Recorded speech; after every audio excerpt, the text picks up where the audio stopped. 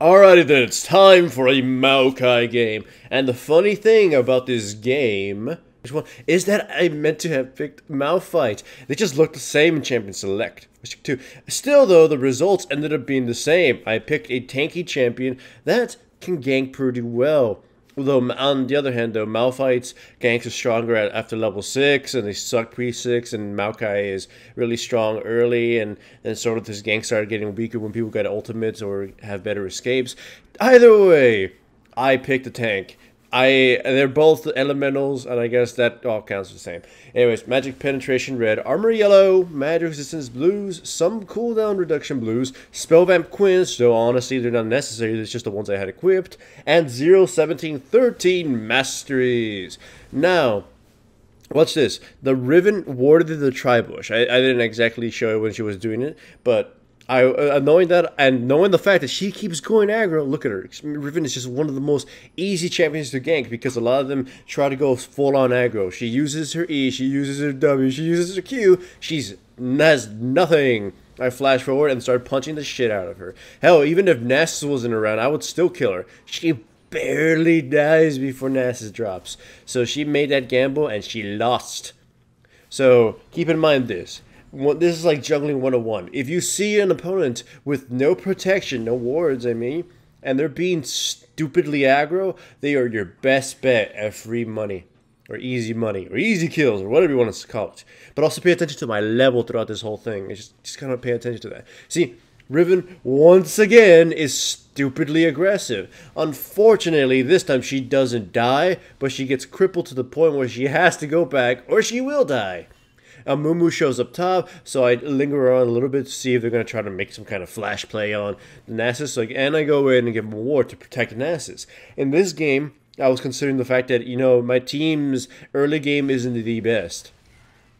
Compared to the enemy team at least. So I have to make sure they win their lanes, and my god have I made Nasus win his. Yasuo is another champion that likes to go super aggro, and here's the perfect example. Instead of just running away like he should have, he tries to fight. He wants that kill on the LeBlanc. He's desperate. So it ends up costing him his life, and then LeBlanc gets up scot-free. I mean, look, when I went mid lane, he went down to the bushes and then came back up because he felt he could kill her. Also, I don't know what the hell this Mumu was thinking. He's like, even if we fought here and selected out, I have more minions than he does, and he would just die. So that just cost him a trip home and a flash. Cost me nothing. Because honestly, at this point, I had like all my resources still up.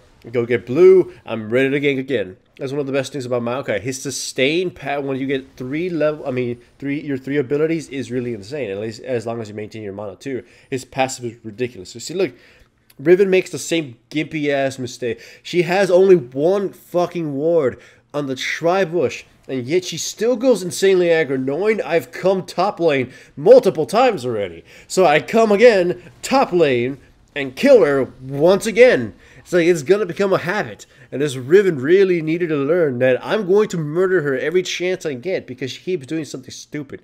So, once again, Yasuo died because he's being super aggro. Mumu showed up only a little bit too late. And again, one of the things that people really do underestimate is Maokai's damage is actually pretty damn high. Well, not high in the sense that, you know, he'll insta-gib somebody. Unless, you know, back before he was nerfed at AP. I mean, did I say Nautilus? Maokai's burst is ridiculous. Anyway, watch here again. Once again, the Riven was super aggro, so I just showed up and decided to kill her. Luckily, my W followed her after the flash, and no matter what, even though she tried to irk out a kill here, she still died yet again. She's got 3 deaths. She's got pretty much being denied farm. No, it is what I was saying. Maokai's damage is sustained. It's just like the more you spam your Q on someone, the more damage you get to do. It's like somebody asked the other day, Stonewall, why do you max out Q first? W is short range and is not really that strong, and E is unreliable. Q, you get to control the damage, you get to control where it hits and whatever, and in conjunction with everything else, it's really, really useful and versatile. So that I max out Q first, and maxing out Q first gives you a lot of reliable damage. Some people would rather max out W to give you some burst, but I never saw the point of that. You're not really there to murder things anyways, you're there to set up kills for other people. Fortunately for me, though, I've killed several people and got an assist. Now, remember I told you to pay attention to the levels. Despite the fact that I basically am globetrotting, getting kills and massacring people, I'm still not the highest level. I know I shouldn't be the highest level, but my level isn't that considerable. It's kind of sad, really. It's a problem I've been mentioning a lot with tank junglers, or at least tanky junglers who are more on the slower side and more on the Genki side for support. It's just odd, and I'm pretty sure it has more to do with the balancing farming and ganking, and and general mobility through the jungle. Still, though, here we go. We go for a dive onto Leona. We just don't have enough damage to murder her quickly enough, and Kalista shows up. We almost kill Leona. Well, watch this. Kalista saves her with that ultimate. I actually like how that works out a lot of times, though I think Kalista is overall pretty weak. We can't kill the Corki. I mean, she can't kill the Corki. But so we just kind of avoid the whole fight. But watch this. I head up towards river because I'm leaving, but then Kalista makes a play on the Corki, so it just flashed back. It's like, did she think I just disappeared? No. So we jump in there, and obviously she's trapped. None of her hippie skippy jumpy shit is gonna save her. Amumu jumps in and doesn't immediately activate her ultimate, so I just kind of use the lantern and get out. Though at that time I didn't know if he had an ultimate or not, so it's kind of locked out. Of course, I'm building Randuin's Omen to keep top lane and mid lane down come team fights. By the way, I have no idea how Riven was able to kill Nasus, but I would suspect it has something to do with the fact that he built a Thorn mail for some goddamn reason. Still, nonetheless, Maokai is dominating this game. Maokai, Malph I, Nautilus, they're all the same. They're all kind of like big dudes, so I'll sometimes confuse their names. Anyways, once again, I don't know what the fuck the Yasuo thought he was going to achieve here. Maybe he thought he was going to dive her under the tower, but even then, he would still have probably died. So, yeah, it's just Maokai, well, most gankers, really, but Maokai is one of them that really, really punishes players who overextend or are overly aggressive, because Maokai CC tends to be off cooldown by the time they go from, the enemy tower to their own tower. So the amount of control he can exert is ridiculous. Redonkulous, if you may. So, I did not intend to pick Maokai, but it turns out Maokai was probably the best fucking choice ever. If I had picked Malphite, I wouldn't have been able to punish the Riven as badly as I did. So yeah, Riven is essentially removed from the game. She can kill some people because that AD steroid on her ultimate is ridiculous. And Yasuo can still get some free cheesy kills because it's fucking Yasuo. And of course, my teammates can still hand their kills in the silver platter like bottom lane just did. But I digress. The game, I've swung the game so strong early that we shouldn't be able to lose, especially come team fights, because my ultimate basically nullifies a lot of their shit as long as we fight near it or I get on top of my teammates. And plus, one of the greatest things about Maokai is the tower diving capabilities. If that's one thing I love about Maokai. He's one of the tank junglers that snowballs out of control if you get ahead. Just because you take a huge amount of punishment and get to do stupid things like I'm doing right now. I go in, pop my ultimate, I use my Randuin's Omen, I have them all pinned down. Just first one to drop is Riven by the combined damage. And look at that! Almost no damage sustained by my team. I jump on Kalista, she drops 2.